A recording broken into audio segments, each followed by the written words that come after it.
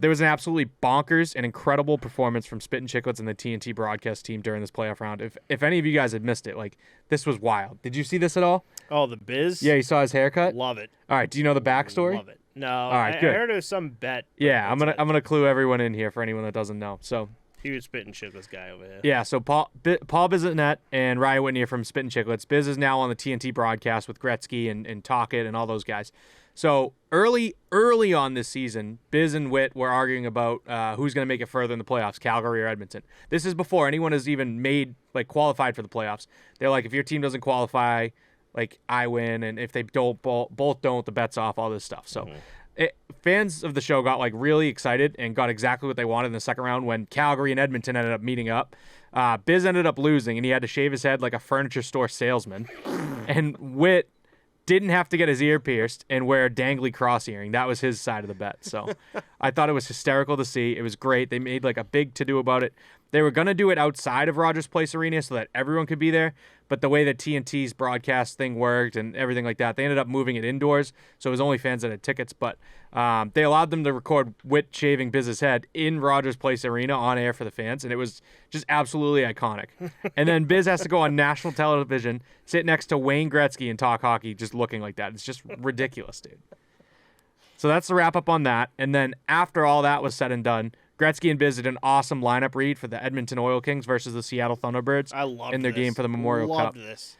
So the Oil Kings ended up winning that game, and they currently lead the series 3-1 with games scheduled for Sunday, Monday, and Tuesday. I couldn't think of a bigger, what's the word I'm looking for, pump up than to be in the locker room, and then here comes Wayne Gretzky, the greatest hockey player of all time, to come in and be like, you know, like what they're playing for isn't the Stanley Cup, but it's what him and all the NHL guys just like remember. Like, just like, this is huge for you guys. Let's go out and do this. And I'm just like, I couldn't think of like a better pump up speech just to have that. When I saw the video in the caption, it was like best lineup read ever.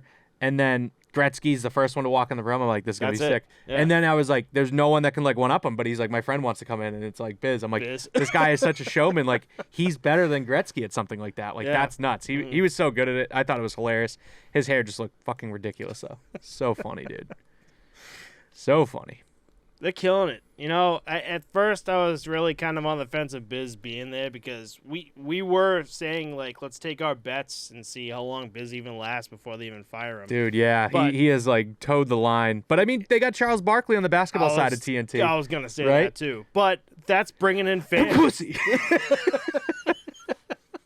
There's a great clip for any of you guys that don't get that reference. They're like... He's on the broadcast team for TNT. This clip looks so old. Barkley's on the far end wearing like a sailor hat for some reason. The guy's hilarious. And they're like just congratulating some guy that like works the broadcast booth or something, like on the back end, like saying he's the best guy in the industry. And Barkley just does that cough under his breath and just dummies him live on air. One of the guys like, what are you doing? So funny, dude. I love that guy. Guy's a legend. They're bringing in fans. They're bringing in people to watch the sport. It's so much content. Like, even if you're not a fan of the NHL and you just flick the game up for a sec, you're like, why the hell does his hair look like that? Like, what are we doing here? But it's so funny, dude. I mean, Wayne Gretzky also, I think, outdid himself. Like, I think a lot of people were like, he's never really been friend of the media presence, like the guy that's talking a lot. He's kind of like the Crosby, very professional, like doesn't say too much. But I think he's really nailed it this time around. And the team they got together too with Liam, Tocchet, all those guys, like, it's just a really good vibe. I think it's hilarious. I love the rotation that they got going on, too. Yeah.